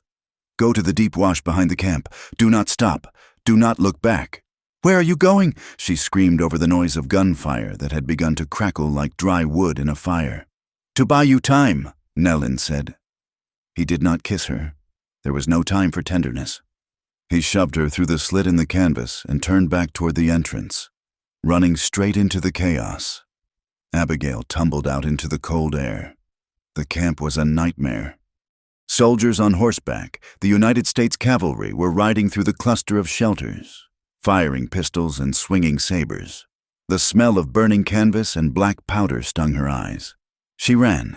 She kept low, moving behind the burning structures toward the rocky incline that led to the safety of the wash. Around her, other women were running, dragging children by their arms. Ahead of her, a figure stumbled and fell. It was Enda, the old grandmother. She had tripped over a grinding stone, and now she lay in the dust, trying to crawl as a rider in a blue uniform bore down on her, his saber raised. "No!" Abigail screamed. The instinct to survive screamed at her to keep running, to protect the child growing inside her, but the woman lying in the dust was the one who had given her the buckskin dress, who had taught her which roots stopped infection, who had shown her that she could be more than a victim. Abigail did not run to the wash. She ran to Enda. She reached the old woman just as the horsemen arrived. Abigail grabbed a handful of dirt and flung it with all her strength into the horse's face. The animal reared, whinnying in surprise. The trooper, thrown off balance, cursed and sawed at the reins. "Get up," Abigail yelled, hauling Enda to her feet. "Nda, Njan." The trooper steadied his mount and looked down. He saw a white woman in Apache leathers, her face smeared with soot. Confusion flickered in his eyes, followed by recognition. "The captive," he shouted to someone over his shoulder. "I found the captive." He spurred his horse forward, reaching down not to kill her, but to grab her. He wanted a prize. Abigail shoved Enda toward the rocks. "Go!" The trooper's hand closed on Abigail's shoulder, his fingers digging into the leather. "Got you, girl. Stop fighting. I'm saving you." "I don't want to be saved," Abigail shrieked. She twisted, but his grip was iron. Desperation flooded her veins. She was not the parson's daughter anymore. She was the wife of Nalin. She reached for the knife at her belt. It was a tool for skinning rabbits, sharp and curved. She drove the blade into the man's forearm. It was a messy, frantic strike. The trooper howled and released her, blood spurting onto his blue sleeve. He looked at her with shock that quickly turned to murderous rage. He drew his pistol. "You savage bitch!" he spat. Abby froze. She stared down the black bore of the revolver. Time seemed to stretch, thin and terrible. She placed a hand over her stomach. A blur of motion slammed into the horse's flank. It was not Nalin. It was Ayita. The young Apache woman had emerged from the smoke like a fury, wielding a heavy club made of mesquite wood. She swung it with both hands, striking the trooper's knee with a sickening crunch. The man screamed and fell from his saddle. Ayita did not stop.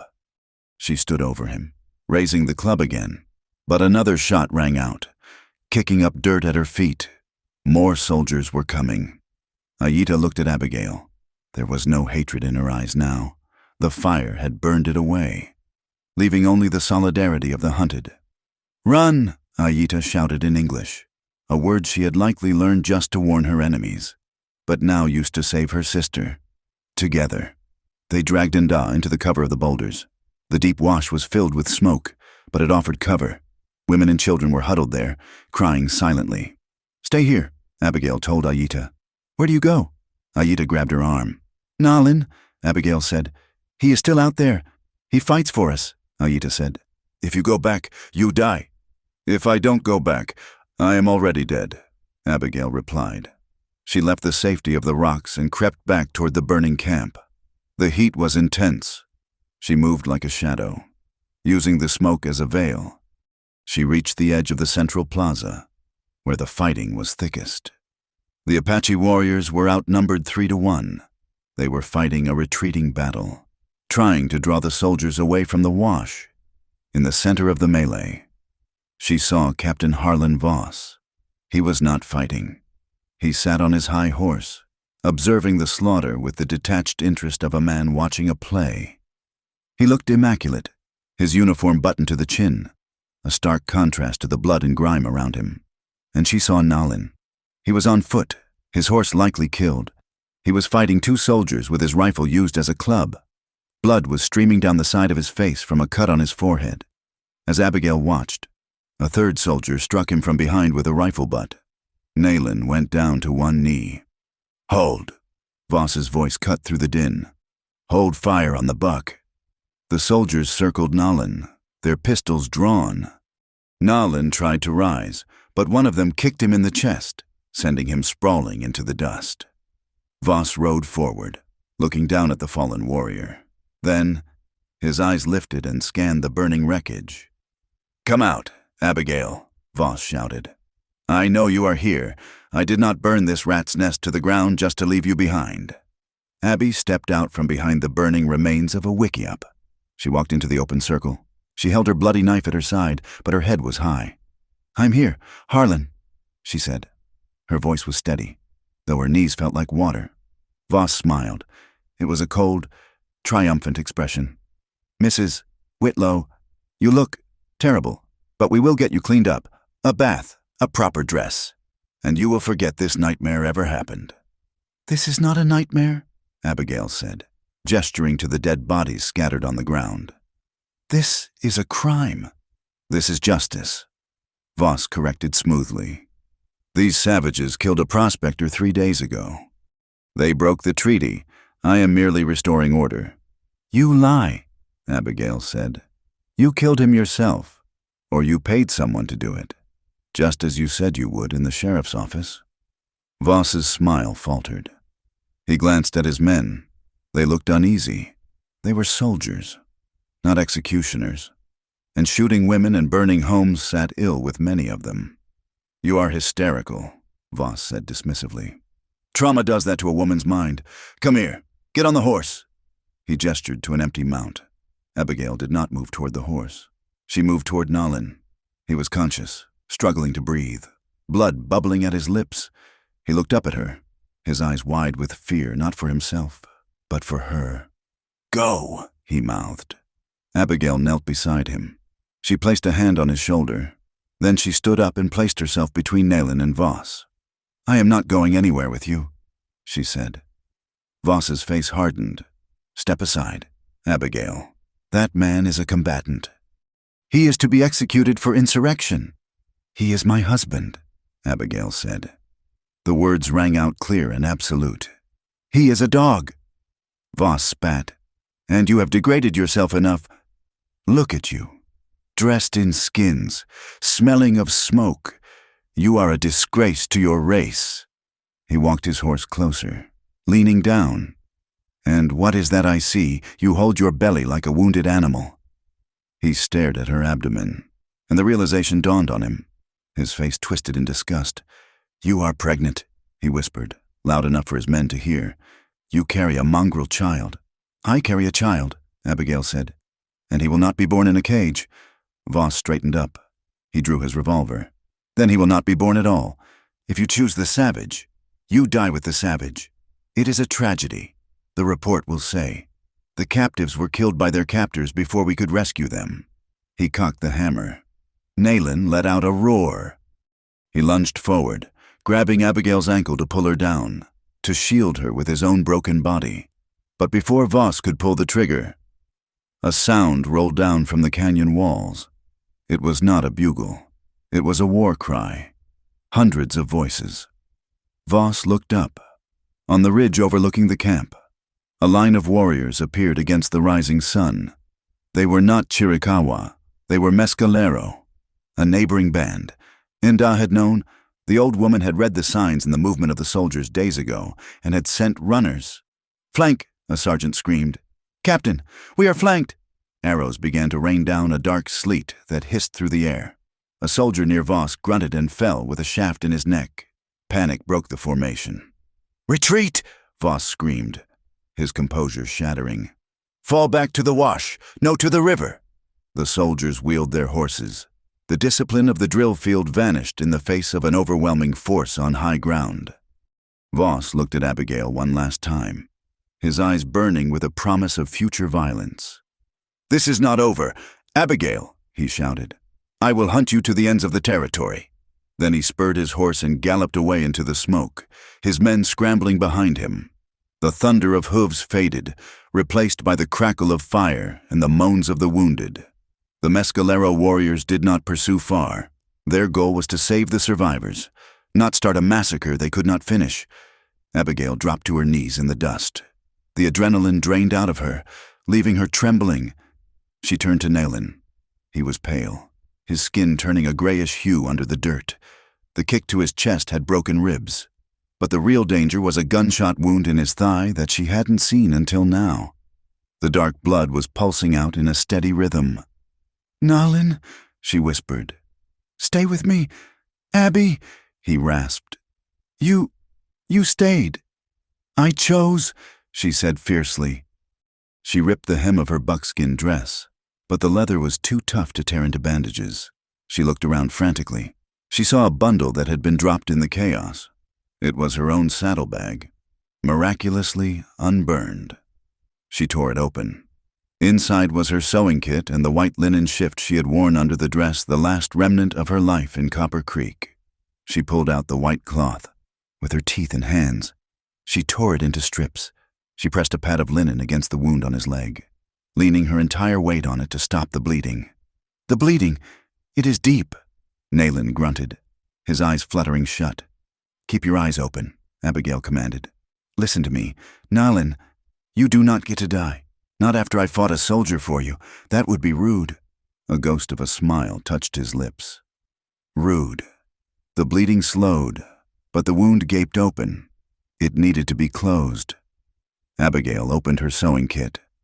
She took out a needle, a fine steel needle meant for embroidery. She took a spool of heavy thread. "This will hurt," she said. "I am Apache." Nayland whispered, "Pain is my brother." "Then introduce me to your brother," she said, her hands shaking as she threaded the needle. She worked. She drove the needle through the tough skin, pulling the edges of the wound together. She used the stitches Nda had taught her for closing water skins, combined with the precise, small stitches her mother had taught her for repairing lace. It was a grotesque fusion of two worlds, sewn into the flesh of the man she loved. Aita appeared beside her, bringing a bowl of water and a poultice of chewed roots. She did not speak.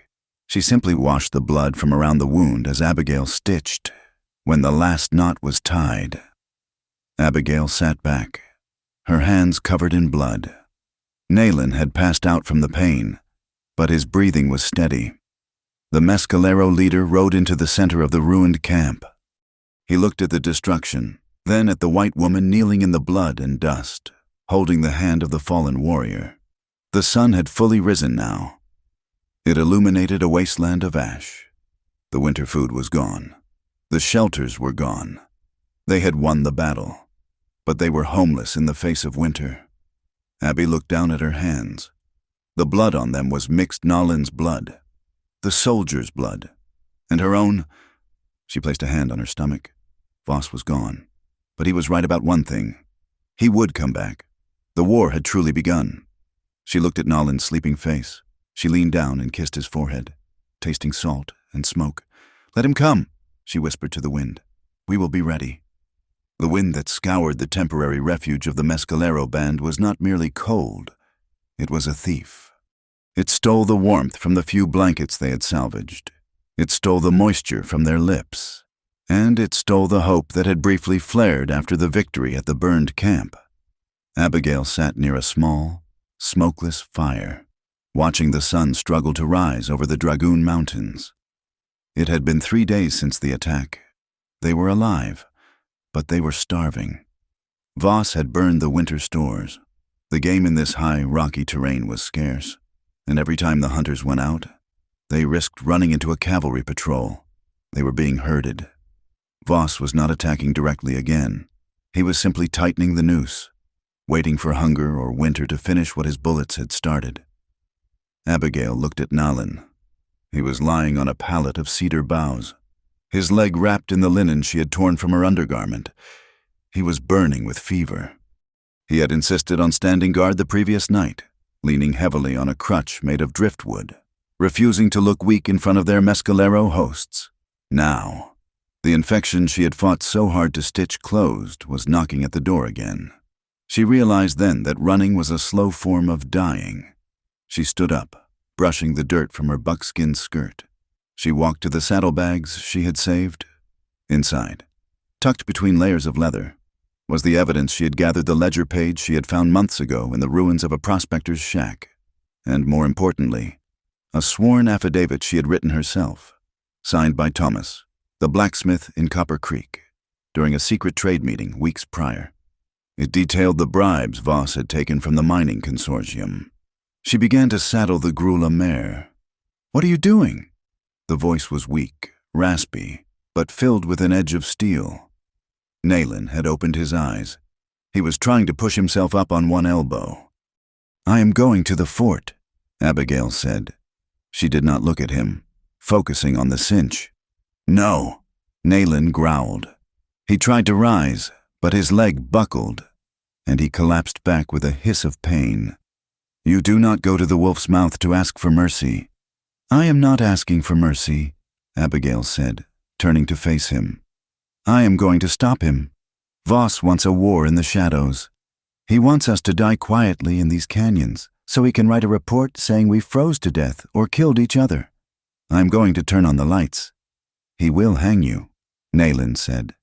He will say you are a traitor. He cannot hang me, Abigail said, placing a hand on her rounded stomach. Not while the world is watching, and I intend to make sure they are watching. You are a warrior, Nayland whispered, his eyes bright with fever and fear. But this battle, you cannot win it alone. Do not leave me.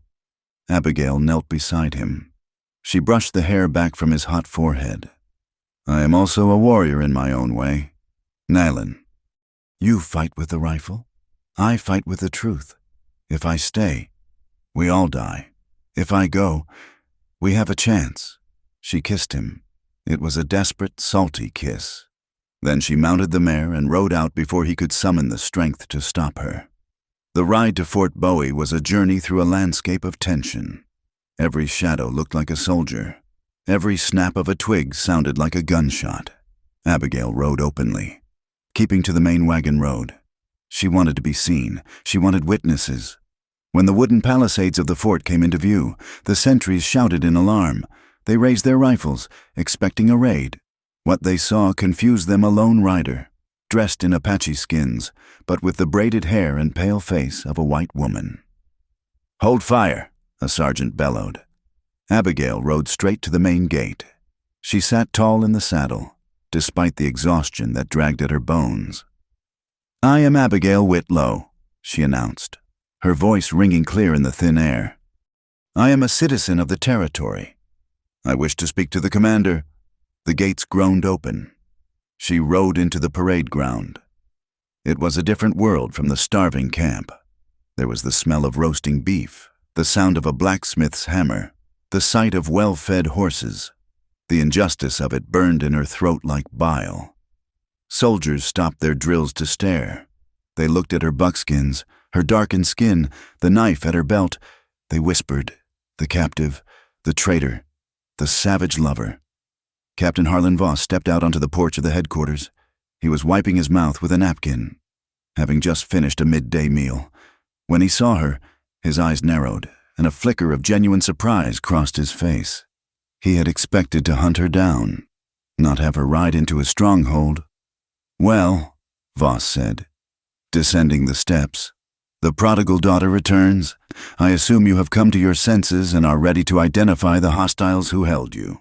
Abigail dismounted. She did not hand her reins to the stable boy. She tied the horse herself. I am here to file a formal complaint. Captain, she said, against you, for the murder of the prospectors, the burning of the winter camp, and the illegal pursuit of a peaceful people. The soldiers nearby went silent. Voss's face turned a dangerous shade of red. Seize her, Voss ordered quietly. 2 guards stepped forward, grabbing Abigail's arms. They were rough, twisting her wrists behind her back. You are under arrest for treason, Voss said, stepping close to her. For aiding and abetting the enemy. For taking up arms against the United States Army. I am a civilian, Abigail shouted, struggling. I demand a hearing.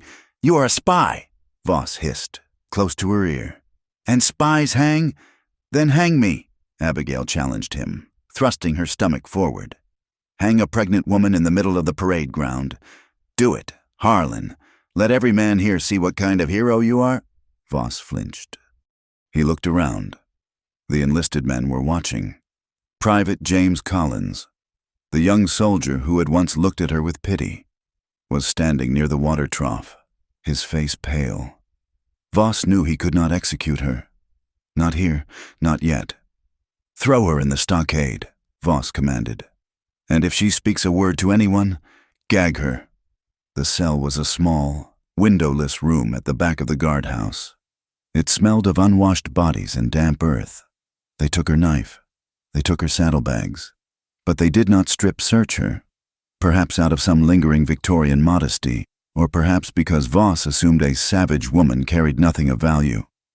He was wrong. Abigail had hidden the folded affidavit and the ledger page inside the lining of her moccasin. Hours passed. The darkness was suffocating. Abigail paced the small cell, counting her steps. 1, 2, 3, turn. She thought of Nalin. Was he still alive? Had the fever taken him? The heavy door creaked open. A soldier entered carrying a tray with a tin cup of water and a piece of hardtack. It was Private Collins. He set the tray down on the small stool. He did not look at her. He turned to leave. "James," Abigail said softly. He froze. He had not heard his first name spoken in months. "You were there," Abigail said. "At the burning. You saw the old woman fall. You saw Nalin trying to protect me." "I have my orders." "Mrs. Whitlow," Collins said, his voice tight. "Orders to kill women." Abigail asked. "Orders to starve children. Is that why you signed up? James, to be a butcher for a mining company." Collins turned. His young face was tormented. "The captain says you are bewitched. He says the Apache turned your mind."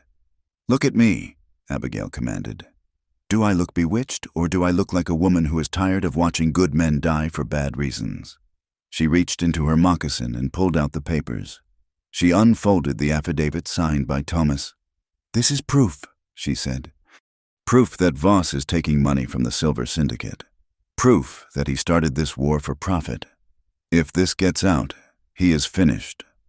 Collins looked at the paper. "He will kill you before he lets that leave the fort." "I know," Abigail said. "That is why I need you." She moved to the bars. "I need to send a wire to the governor in Tucson and to the Arizona miner in Prescott." "I can't," Collins whispered. "That's court-martial. That's firing squad." "And if you do nothing?" Abigail asked. "Then you're just another one of his guns. You have a soul. James, I saw it in your eyes the day you let me pass at the gate. Don't let him kill it." Collins stood there for a long, agonizing minute. He looked at the door. He looked at Abigail's swollen belly. He looked at the papers in her hand. "The telegraph operator is a civilian," Collins said hoarsely. "Mr. Higgins, he doesn't like the captain much." "Take me to him," Abigail said. "I can't take you out," Collins said. "But I can take the message." "Write it down." Abigail shook her head. "No, I need to be sure. Take me to the office. Say I needed the latrine. Say I fainted. I don't care. Just get me to the wire." Collins took a deep breath. He unlocked the cell door. The walk across the compound was the longest journey of Abigail's life. It was dusk. The shadows were long. Collins marched her at gunpoint, keeping up the charade, but his hands were shaking on his rifle. They reached the small shed that housed the telegraph key. Inside, the air smelled of ozone and tobacco. Mr. Higgins, a balding man with ink-stained fingers, looked up in surprise. "Privy escort," Collins muttered, shoving Abigail inside and locking the door behind them. "Mr. Higgins," Abigail said, wasting no time. "I have money, and I have a story that will make you famous." She slapped a gold coin onto the table, a coin Da had given her, taken from a dead soldier years ago. "Send this to Governor Safford." "Priority 1, she ordered. Higgins looked at the coin, then at Abigail. He knew who she was. The whole territory knew who she was. "Dictate," Higgins said, his fingers hovering over the key. Abigail took a breath. To Governor Safford, from Abigail Whitlow. Held at Fort Bowie by Captain Voss. I am pregnant and imprisoned to silence witness of massacre, orchestrated to seize Apache land for silver interests. I have proof of bribery and conspiracy. If I am dead tomorrow, it is murder by federal troops. The key began to click. Tuck, tuck, tuck, tuck. The sound was louder than a cannon. It was the sound of the truth traveling at the speed of lightning. "Now the press," Abigail said. "To the editor of the Arizona Miner." The door burst open. Voss stood there, flanked by 2 guards. His face was a mask of fury. "Stop that transmission," he roared. Higgins did not stop. He hammered out the last few words. "Federal troops." Voss drew his pistol and shot the telegraph machine. Sparks flew. The key shattered. Higgins jumped back, hands raised. "That is federal property. Captain, you are under arrest," Voss screamed. He turned his gun on Abigail. "And you You have signed your death warrant. It is too late. Harlan, Abigail said, leaning against the desk for support. The wire is gone. The governor has it. The operator in Tucson has it. You can kill me, but you cannot kill the signal. Voss raised the gun. His finger tightened on the trigger. Collins stepped forward, raising his rifle not at Abigail, but slightly across Voss's line of fire. Captain, Collins said, his voice trembling. You can't shoot her. Not here. Not with a witness. Voss looked at Collins with pure hatred. You are done. Private. Maybe, Collins said. But the wire is sent. Voss lowered the gun slowly. He knew he was trapped. If he killed her now. Moments after a distress signal reached the governor, he would be hanged. Back to the cell, he snarled. Double guard. No food, no water. We will see how long the warrior lasts. 2 days passed. Abigail lay on the dirt floor of the cell, weak from hunger. She drifted in and out of sleep, dreaming of the wind in the canyon and Nolan's hands. On the morning of the 3rd day, the ground shook, not from artillery, but from the arrival of a heavy column of riders. Abigail dragged herself to the small grate in the door. She saw men in dusters, riding hard. They were not cavalry. They wore the silver stars of the United States Marshals and the badges of the Texas Rangers, who had crossed the territorial line under special jurisdiction. At their head was a man in a black suit, a federal magistrate. The shouting match in the courtyard was muffled, but Abigail heard the tone of authority. Voss was shouting about jurisdiction. The magistrate was shouting about a federal warrant. Minutes later, the cell door was thrown open. The magistrate stood there. He was an older man with a gray mustache and eyes that had seen too much of the frontier. Mrs. Whitlow, he asked. Yes, she croaked. I am Magistrate Miller. I have an order for your immediate release into protective custody. Governor Safford sends his regards.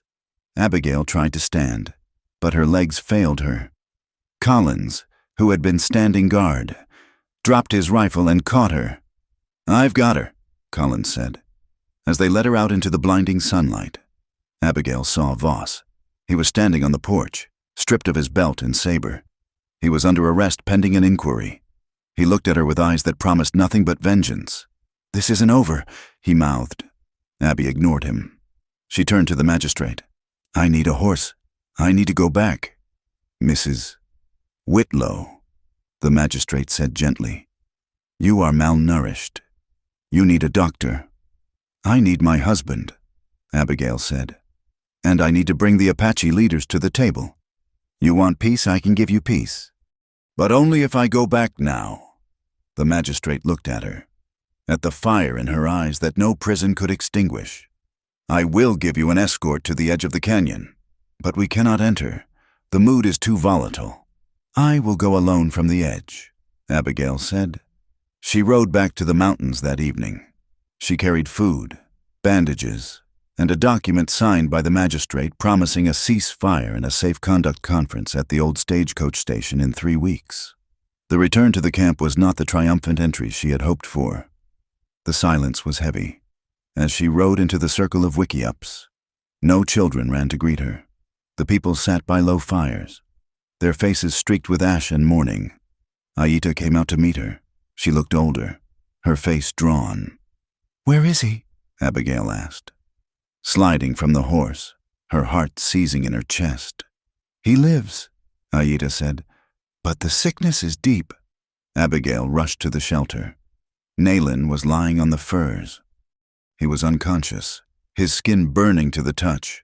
The leg was angry and swollen. The exertion of the battle and the days of waiting had allowed the infection to rage back. But there was another empty space in the shelter, a pile of blankets that was gone. Nda, Abigail whispered. Aita stood in the doorway. She shook her head slowly. The night you left, her heart, it was too tired. She went to the ancestors. Abigail felt a sob tear through her throat. The old woman who had saved her, who had taught her to be Apache, was gone. It was the price of the war Voss had started. Abigail knelt beside Nolan. She checked the wound. It was bad, but not hopeless. She had medicine now, proper quinine and carbolic acid she had bullied the fort doctor into giving her before she left. She began to work. She cleaned the wound, forcing the medicine into the flesh. Nalin groaned, thrashing in his fever dreams. "Hold him," Abigail ordered Ayita. She worked through the night, bathing his forehead with cool water, whispering to him in English and broken Apache. She told him about the telegraph. She told him about the magistrate. She told him about their child. "You do not get to die," she said fiercely, gripping his hand. "Do you hear me? Nalin, I did not walk into a prison cell just to come back to a widow's bed. We have a meeting. We have a treaty to write. You have to stand beside me." Toward dawn, the fever broke. Nalin opened his eyes. They were clear, though exhausted. He looked at Abigail, at the dark circles under her eyes, at the determination set in her jaw. "You came back," he whispered, from the wolf's mouth. "I told you," she said, leaning her forehead against his. "I am a warrior in my own way." "Nda," Nalin started. "I know," Abigail said, tears finally spilling over. "We will mourn her. But first, we have to live." She pulled the magistrate's letter from her tunic. "They want a conference," she said. "In 3 weeks. At the stage station, no soldiers, just the magistrate and us." Nalin looked at the paper. He did not trust it, but he trusted the woman holding it. "Voss?" he asked. "Under arrest," she said. "But he has friends. He has the mining money. He will try to stop this. Then we will be ready," Nalin said. He squeezed her hand, his grip weak but steady. "We still have the gun, and now we have the voice." Abigail looked out the entrance of the wickiup. The sun was rising, painting the red rocks with light. The war was far from over. Voss was a wounded animal, and wounded animals were the most dangerous kind. He would find a way to strike at the conference. He would try to turn the peace into a massacre. But as she felt the child kick inside her, Abigail knew one thing for certain. She was done running. The next time they met Captain Voss, it would not be as victims. It would be as the architects of his destruction. The stagecoach station at Apache Pass was a structure built for defense, with thick adobe walls and narrow slit windows designed for rifles. But on this November morning in 1875, the heavy oak doors were thrown wide open. A long table, improvised from rough-hewn planks set upon sawhorses, stood in the center of the dusty courtyard.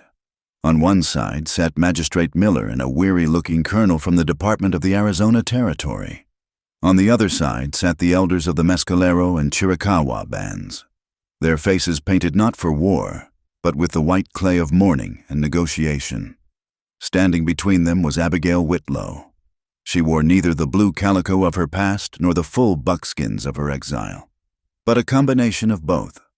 Her skirt was dark wool, practical and heavy, but her blouse was Apache deer hide, beaded at the collar. She stood with her hands resting on the edge of the table, the wind whipping strands of hair across her face.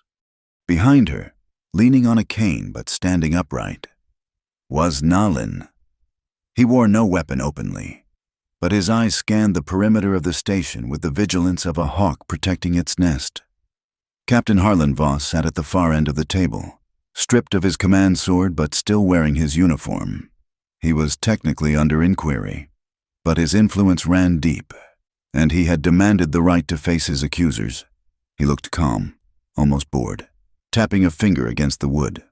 "The terms are clear," Magistrate Miller said, his voice scratching against the dry air. "The Army agrees to a cessation of all punitive expeditions. In exchange, the bands agree to relocate to the designated zones south of the Gila River. No raiding, no interference with the mail route." The Apache elder spoke in his own tongue. A rapid, flowing river of sound, Abigail translated, her voice steady. "He says the land south of the river is rock and scorpion. It cannot feed the families in winter. If you put them there, you are only killing them slower than with bullets." "It is the best land available," Voss interjected smoothly. "Unless they prefer the prison at Fort Marion in Florida. I hear the humidity does wonders for the lungs." Abby turned to look at Voss. The agreement requires arable land, she said, and water rights. Without the creek, there is no treaty. There is only a pause before the next massacre. Voss smiled. A thin, reptilian expression. You speak as if you have leverage, Mrs. Whitlow. You are a woman who ran off with hostiles. The only reason you are not hanging is because the magistrate has a soft heart for sob stories. I have leverage, Abigail said, reaching into her pouch. She pulled out the ledger page and the affidavit signed by Thomas the blacksmith. She slammed them onto the table. I have the dates of the shipments. I have the names of the men you paid to murder the prospectors. And I have the signature of the man who forged the requisition orders for the ammunition you sold to the cartels in Mexico. The colonel picked up the papers. His eyebrows shot up. Voss's face darkened. He glanced toward the rocky ridge overlooking the station. It was a subtle movement, a mere flick of the eyes. But Nayland saw it. Down! Nayland roared. He did not reach for a weapon. He threw his body over Abigail, knocking her to the dirt just as a crack of thunder split the air. A bullet tore into the wood of the table, sending splinters flying exactly where Abigail's chest had been a second before. Chaos erupted. The Apache elders dove for cover. The soldiers guarding the perimeter raised their rifles, unsure where to aim. It's an ambush, Voss shouted, jumping to his feet. The savages are attacking, kill them all! He reached for the pistol of the soldier standing next to him, intending to turn the confusion into a bloodbath. No. The shout came from the roof of the station. Private James Collins stood there, his rifle raised. But he was not aiming at the Apache. He fired a single shot into the dirt at Voss's feet. Drop it! Captain! Collins screamed, his voice cracking with adrenaline. I saw the signal. I saw you signal the ridge. On the ridge, a scuffle broke out. 2 Texas Rangers, who had been positioned there by the magistrate as a precaution, emerged from the rocks dragging a man in a dusty duster coat, a hired gunman known to work for the mining syndicate. Voss froze. He looked at the gun at his feet, then at the colonel, whose face had gone purple with rage. Arrest him, the colonel ordered, his voice low and dangerous. Shackle him, and gag him if he tries to speak. 3 soldiers' men who had seen their friends die in Voss's manufactured wars pounced on the captain. They did not be gentle. Voss was slammed into the dust, his face pressed into the very earth he had tried to steal. Abigail pushed herself up, shaking the dust from her hair. Nayland was already standing, helping her to her feet. He checked her quickly, his hands running over her arms and shoulders. I am fine, she whispered. She turned to the table. The bullet hole was a stark black eye in the wood. That, Abigail said, pointing to the struggling Voss, was the last act of the war. Now, gentlemen, let us talk about the water rights. The magistrate looked at her with a newfound respect. He picked up the pen. The creek stays within the reservation boundary, he declared, and the winter rations will be distributed by civilian contractors, not the military. It was not a perfect victory. The Apache were still losing the vast freedom of the open range. They were still being confined to boundaries drawn by men in Washington who had never seen a cactus. But it was a life. It was a future. Abigail took the pen. She signed her name below the magistrate's. Then she handed the pen to Nolan. He hesitated. He looked at the paper, then at the horizon where the mountains rose purple and majestic. He knew this paper could not hold the wind. But he looked at Abigail's stomach, where his child lay waiting. He made his mark a jagged line that looked like a mountain peak. It is done, Nayland said. 2 years later, 1877, the settlement that had grown up near the old stagecoach station did not have a proper name on the map yet. Some called it The Crossing. Others called it Whitlow's Halt. It was a strange, hybrid place, a cluster of adobe houses, a corral, and a large trading post that smelled of coffee, raw wool, and sage. It was a place where the borders blurred. Apache women came down from the reservation lands to sell baskets and woven blankets. Prospectors stopped for supplies, learning quickly that if they caused trouble, they would answer to the silent, dark-skinned man who watched over the settlement like a guardian spirit. Abigail stood on the porch of the clinic she had built. It was a simple room attached to the main house, lined with jars of dried herbs and stocked with bottles of carbolic acid and laudanum. She wiped her hands on her apron. She had just set a broken arm for a cowboy who had been thrown by a Mustang. "That will hold," she told the man. "Keep it dry, and pay Tomas on your way out. He needs iron for the forge." The cowboy touched the brim of his hat. "Yes, ma'am. Thank you, Mrs. Nolan." She smiled at the name.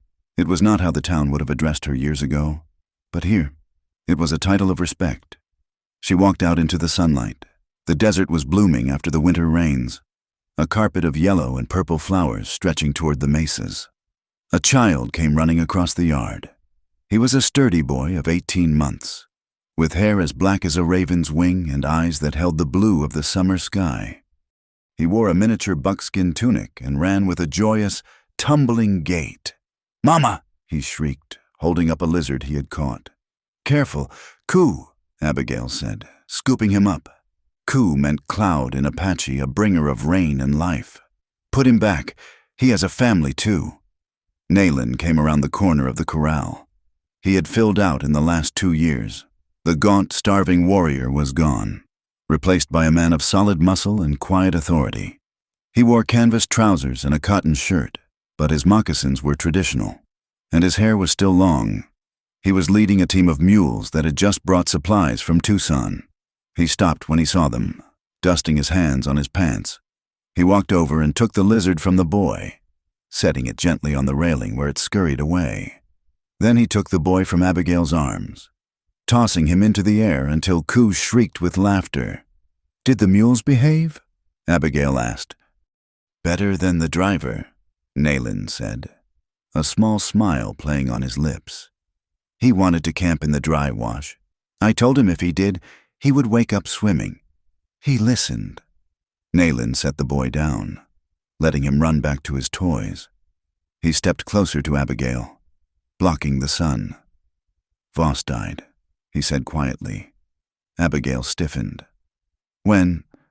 "Last week, in the military prison at Leavenworth. Pneumonia." Abigail let out a breath she felt she'd been holding for 2 years. The shadow was finally gone. "It is over," she said. "No," Nayland said, taking her hand. "The building is never over, but the fighting, yes, the fighting is done for today." That evening, the settlement quieted down. The lanterns were lit in the trading post where travelers shared stories.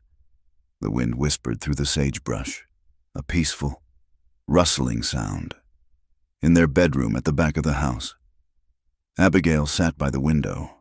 She was working on a small object by the light of a kerosene lamp. It was her mother's Bible. The cover had fallen apart years ago during the flight from the burning camp.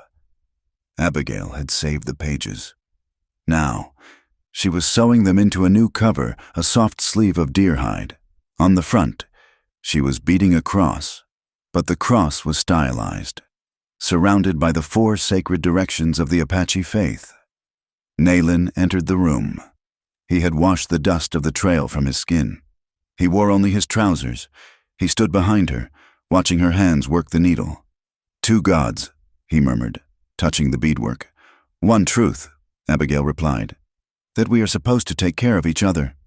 She tied off the final thread and set the book down. She turned in her chair to face him.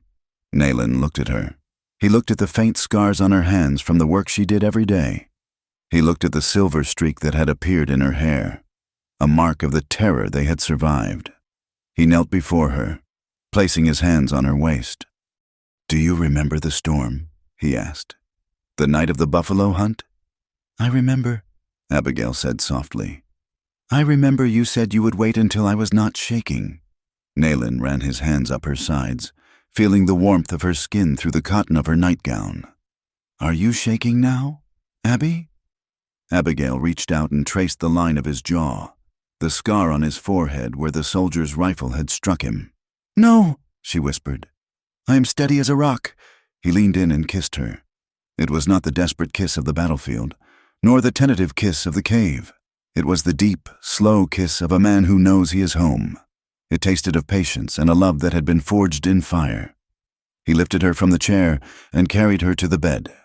The linens were clean and smelled of lavender she had grown in her garden. He laid her down and lay beside her, his weight familiar and comforting. "I used to think I wanted to own you," Nayland whispered against her throat, his hand moving with reverence over her body. "To take you to settle a score. And now," Abigail breathed, arching into his touch, her fingers tangling in his dark hair. "Now," Nayland said, looking into her eyes with a raw, naked honesty. "I know that a man owns nothing in this world but his choices, and every day, when the sun rises, I choose you." Abigail pulled him down to her. There was no fear, no hesitation. There was only the heat of two people who had bridged a chasm of blood and hatred to find a place where they could simply be a man and a woman. The desire that filled the room was heavy and sweet, a language that needed no translation. It was the final treaty, signed not on paper, but on skin and soul. The next morning, the sound of a hammer ringing against an anvil woke the day. Thomas was already at work. Abigail sat on the porch step, holding Ku on her lap. The boy was sleepy, rubbing his eyes. "Tell me a story." "Mama," he mumbled. Abigail looked out at the settlement. She saw a wagon rolling in, driven by a white man who waved at an Apache woman hanging laundry. She saw the schoolhouse she was building, the frame rising against the blue sky. "Once upon a time," Abigail began, her voice low and melodic, "there was a girl who lived in a house of fear, and there was a warrior who lived in a house of anger." "Did they fight?" Ku asked. "Oh, yes," Abigail said, smoothing his hair. "They fought the world. They fought monsters. And sometimes they fought each other." "Who won?" Abigail looked toward the corral, where Nayland was teaching a young colt to accept a halter. He moved with patience, his hand gentle on the animal's neck. He looked up, sensing her gaze across the yard. He smiled, a true, open smile that crinkled the corners of his eyes. "Love won," Abigail whispered to her son. "Because love is the only thing strong enough to break the cages we build for ourselves." The wind blew across the desert, carrying the scent of rain. It washed over the graves of the past and the foundations of the future. It was a wild, free wind, belonging to no one and everyone. Abigail held her son close and watched her husband walk toward them. The story was done, but the life was just beginning. Thank you so much for listening to this story. It has been a journey through the dust and fire of the old frontier, and I hope Abby and Nayland's journey touched your heart. I would love to know where you are tuning in from today. Please drop a comment below and tell me which country or city you are listening from. It is always amazing to see how far these stories travel. If you enjoyed this tale, please consider subscribing to my channel, Wild West Tales. Don't forget to hit the like button, and if you really want to support the channel so more people can hear these stories, please press the hype button. Your support keeps the campfire burning. Thank you, and see you on the next trail.